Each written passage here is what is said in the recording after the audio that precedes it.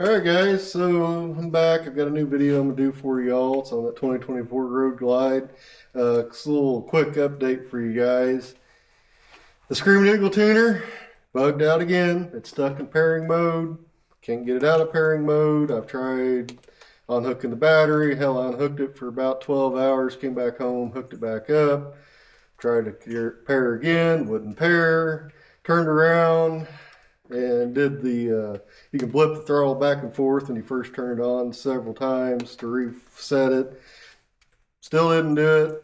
Uninstalled the app, rebooted my phone, reinstalled the app, tried that, still no connection. Took and cleared all the cache, forced stop on the app, uninstalled the app, turned off my phone again, turned it back on, still nothing.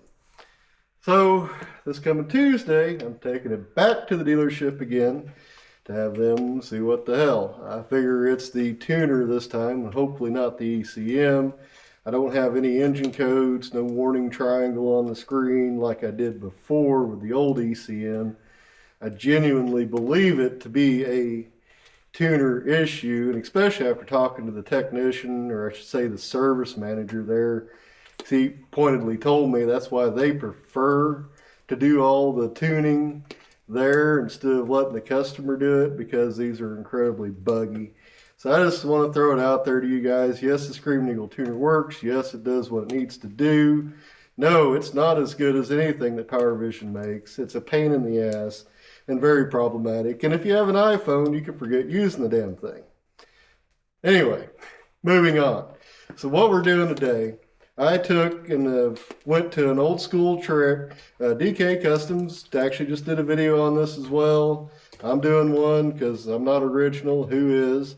I bought a freeze plug. It's out of a 350 Chevy small block engine. It's part number 555-030. What I'm going to do, here's my madness.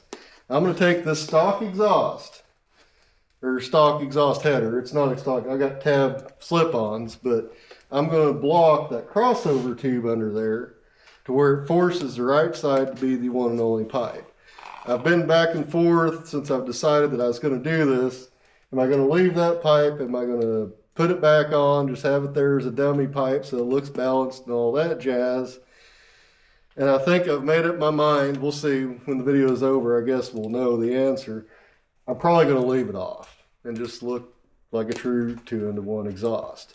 That said, I don't think this is going to put out the same power as buying a legit 2-in-1 exhaust. So don't get it in your mind that, oh, this is just competitive. Why not just do this instead of buy the, like Fuel Moto makes theirs, S&S makes one, Vance and Hines, I mean, several others I can't think of right off the top of my head. Fuel Moto's the ones that I prefer to run, but you're talking around $1,000. This was $2. $2, I get 2-in-1 or 2-in-2, 2-in-1 exhaust, and it should sound a little crisper, sound more like that true 2-in-1 sound that I've grown to like. Everybody's got their opinions. Some like the way these sound. Some like the way the staggered exhaust on the old bike sound. The wife's got a 2-in-1 S&S on hers. She absolutely loves it. Can't stay out of the throttle that she loves it so damn much. Little side history. So DK Custom posted this, and I'm sitting there watching it. One of my dearest friends, brother, family, whatever you want to call him, Gypsy, he had a 1980 shovelhead. It's basically the same damn exhaust as that 99 electric glide you see there. So those, the crossover pipe on the rear, it's got a little side that drops out and goes to the left pipe, and it connects and goes out to the right. Instead of doing a 2-in-1 on his, he took and blocked off that crossover and made it a 2-pipe exhaust. It's true duals is what he did. And he did it with the freeze plugs. Granted, he did this probably 20 years ago. I may be off a year or two, so I use the average thought of 20 years ago or so is when he did that. And it worked. It sounded good. Like I say, this is a poor man's exhaust modification, but hey, if you guys want to bear with me and watch, we will get the bike up on this little stand here quick. get the pipe off, and we'll do this shit.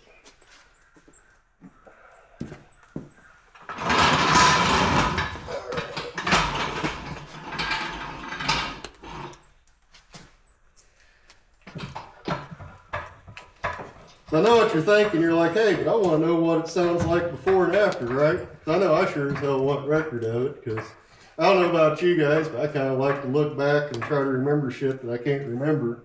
And if I've got it on video or a picture of it, it's a lot easier to remember it. At least I can refresh my mind. I don't think we'll fall. Flip the key. Something on these, and I had a guy tell me, and I don't know if there's any truth to it, but I hold to it. He said, don't immediately fire it up. Wait for the voltmeter to come up and then start it. That way your ECM and everything is adjusted and came alive and is ready to go.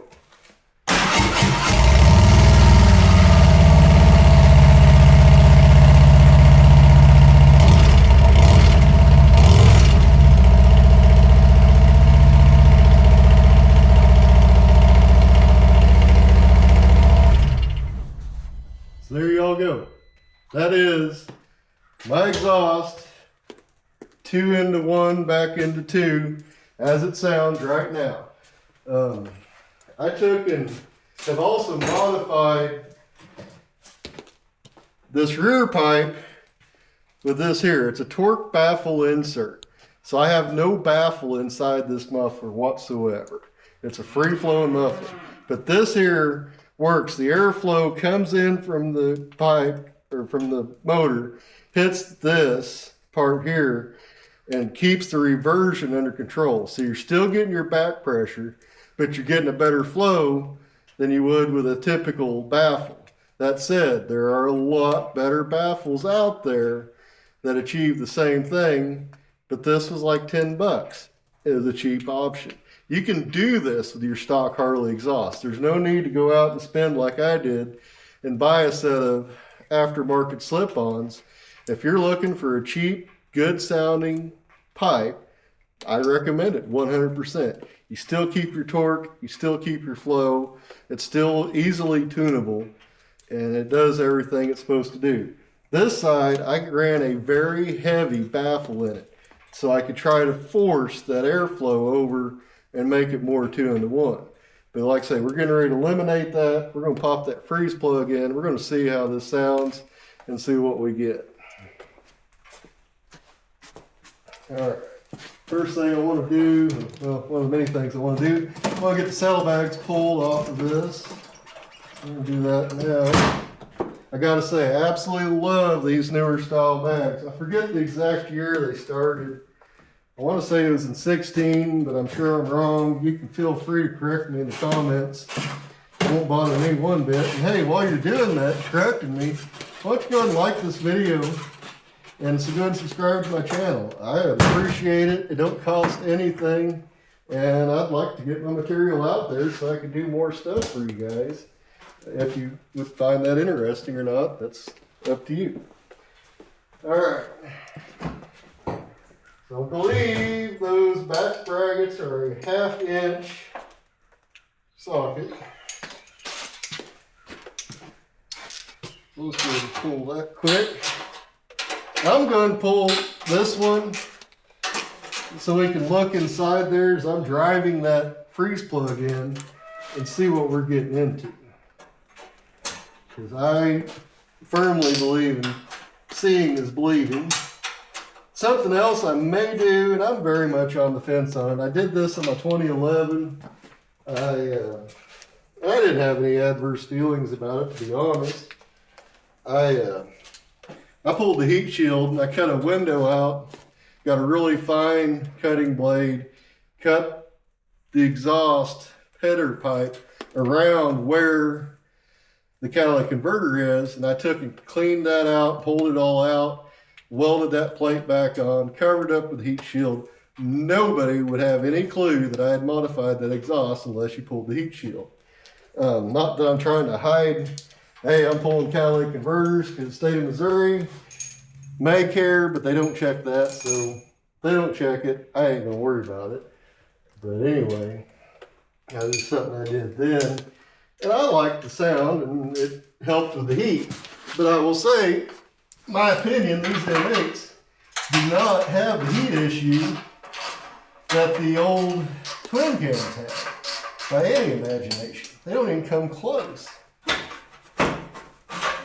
Oh, no, that slid off beautifully well. You can see there inside the pipe, I hope that focused in. There's my little torque baffle insert. You can see it's a straight through shot pipe. I mean, it's nothing but a big hollow chamber. It's dirty. I ride my bike. I'm sorry if that offends you. Just what we do here. We ride it. And that is a half. This one's not been off before, so that may take a little bit of encouraging. We will see. I can tell you now the bracket itself is tight. And that is, I think that's a half.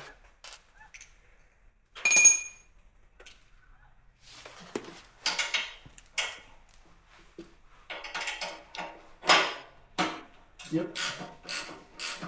Yeah, I made mine. I'm just going to run it straight up 2 into 1. I'm dropping the other pipe. Who cares? I don't want it there. It don't accomplish me anything. I'm not worried about balance. And the wife, her bike, it's got the Rushmore, as you can see. That one would be a good one to have a dummy blank pipe sitting there, in my opinion, because it looks very missing. You can get, I believe, modified sides here to fill in that gap. But at this point in time, it's been pretty low on our list of concerns, to be honest. Someday, yes, we may. But at this point in time, we're not that concerned about it. I'm more at this point, one of the next projects I need to do. She needs a compensating sprocket in a bad way. I say bad. It's not catastrophic yet by any imagination. But I can hear it when she shuts the bike off. You can hear that little chatter that compensating sprocket. I've got a brand new Baker compensator ready to go in there. I just haven't done it. I'll probably do a video on that, and that'll be an experience because I haven't changed the compensating sprocket on these newer versions of twin cams. I want to say the last I remember doing was back in on a wide glide, which was 20 years ago. Let's see, we're gonna slide that baby off. That one, you can see airflow, but there's a big baffle in there. I put a quiet baffle in it. This just needs a little love, a little pull back and forth. It'll work off eventually. It's way up in there. I may get my rubber mallet out. Of course, don't want to jerk the bike off on myself. That would be, I guess, comical to sit and watching it.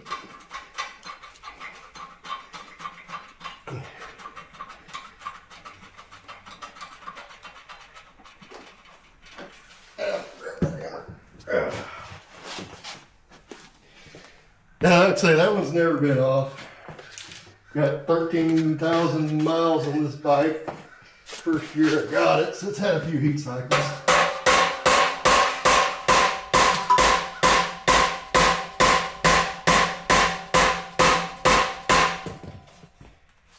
Yeah.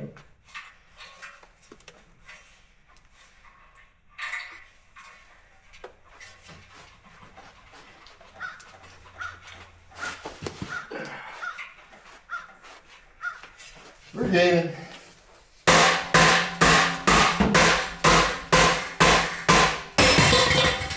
Alright. It is off, my friends. Alright, real quick here, I'm going to take the camera off this and move the stand so you can get up in here. Sorry about the angle. So, as you can see, that's the inlet pipe. See there again, it's not, the amount of flow that actually goes into that is so minimal. But it does do it, and I believe it hampers some sound. we're going to drive the freeze plug in, get it good and tight.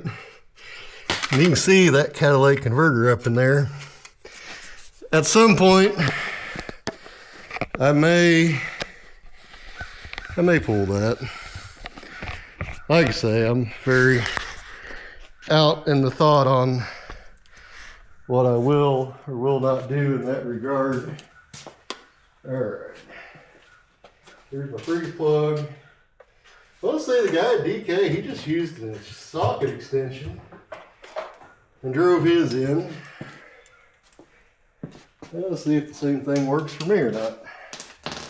I haven't, like I say, I've not personally done this poor man's 2-in-1 before myself.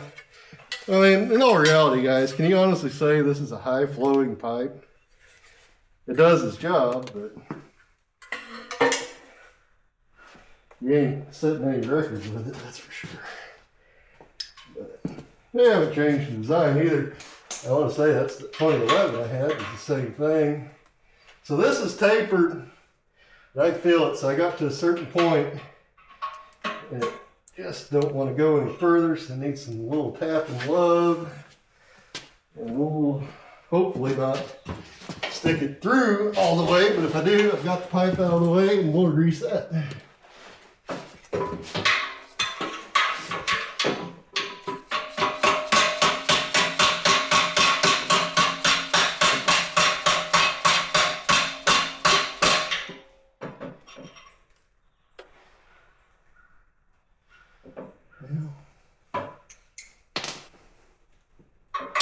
Kind of an awkward hammering angle, to be honest. Let me try the other side, probably change my mind and go back to the other side. My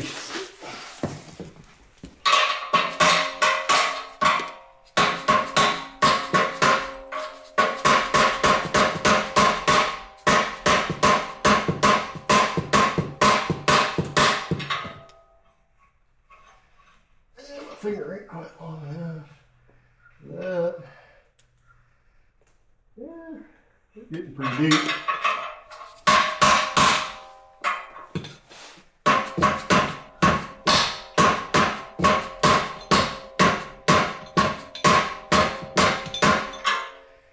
All right, I think we are good, friends. I don't think that's coming out. And you know what? If it does, I will come back later and put a new one in. I'll throw a little RTV sealant on it next time, but it shouldn't. It's a very tight fit. It's not coming out. You got minimal air pressure. I mean, I guess possibly if you capped off the end of your pipe and ran it at 6,000 RPM for a long time, you might be able to blow that out. But I don't see it happening at all. But all right, so here we are, going back on with our pipe, like so. I might put a little new anti-seize on there. I don't know about you guys, but it don't take long, but man, it makes getting metal off a lot easier. Big bottle lasts you a long time.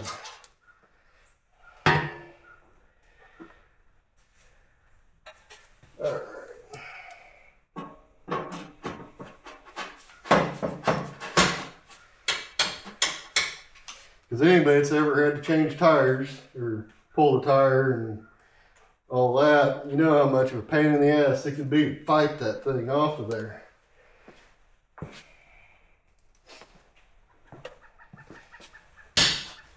Unless you have an actual tire machine, you know the tire itself's going to be work. Why make it hard work to pull the exhaust?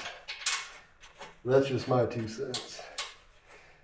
And there again, drop in the comments. Tell me why I'm wrong. There may be a reason. I don't know. It's just what I do. That said, a lot of this stuff, just because I do it, I'm not saying it's gospel. I'm not saying it's the one and only. Don't do anything else. I'm saying this is what this guy does in this little shop. I'm nobody special. All right.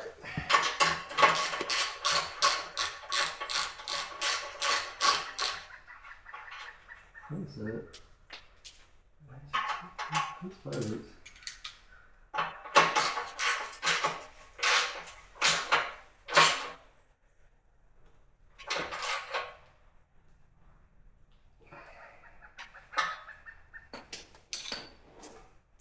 Alright. Kind of came at this like a madman.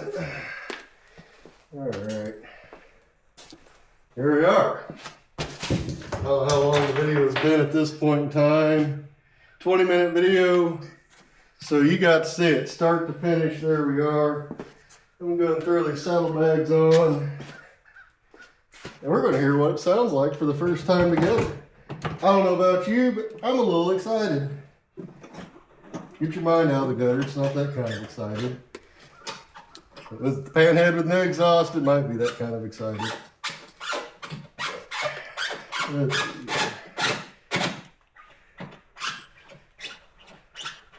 The other cool part about taking this back to the dealer, every time they service it, they wash it for free. I haven't washed it since the last time it was there. It's been over a month. It needs a bath. I was going to wash it. And like I say, it's been raining, it's been cold. I don't mind riding in the cold, but let's be honest, when it's 30 degrees out, I really don't like washing a bike by hand in 30-degree weather.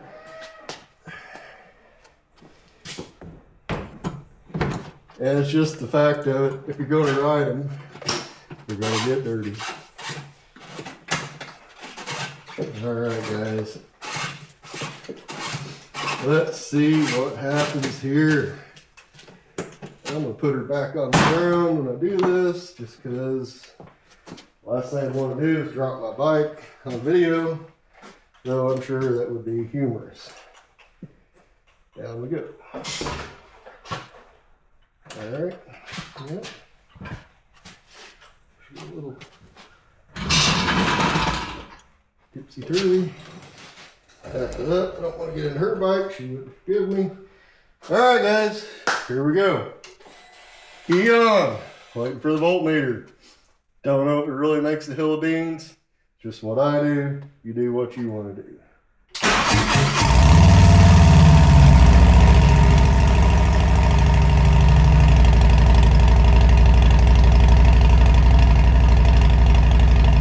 I think that sounds a lot better in my opinion.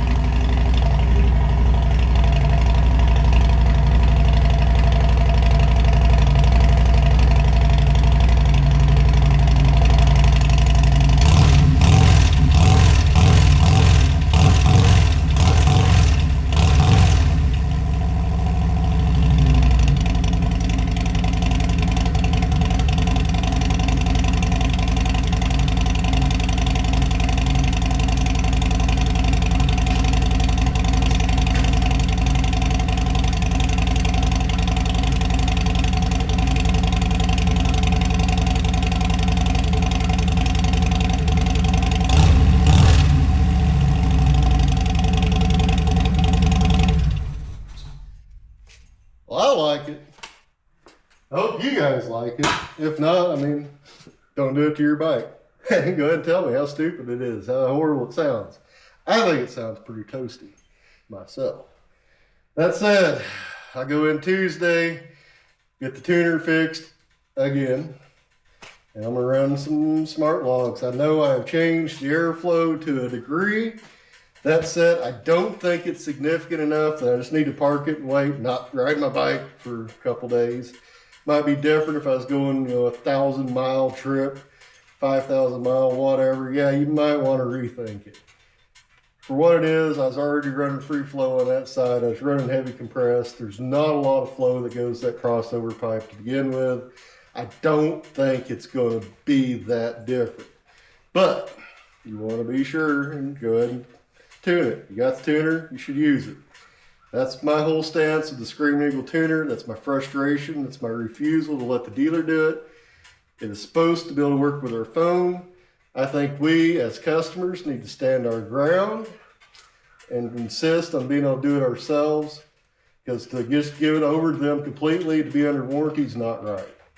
The fact that I can't plug the power vision in it and use it and not screw my warranty is crap, in my opinion.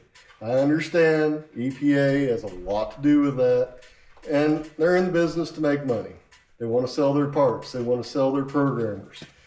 And they don't want you using aftermarket. And I understand you can't warranty everything outside of it, but I'm saying if you're going to be that hard-nosed on it, your stuff should work as good as the competition. I'm not saying it has to run as rich as the competition. I'm saying it has to work as good. You shouldn't have as many bugs as these Screaming Eagle tuners have. That's just my 2 cents, guys. Hey, like I said earlier, comment on this video. Let me know what you thought. Did it intrigue you any? Give you any feelings of ideas of what you may want to do with your bikes? Let me know. And if you're local, reach out. I'd be glad to help any one of you work on your bikes. If you trust me to do so, I'd be glad to do it. All right, y'all. You have a wonderful weekend. Happy Thanksgiving. Enjoy your time with your friends and your family. And most of all, ride safe out there, and we love you guys. Take care.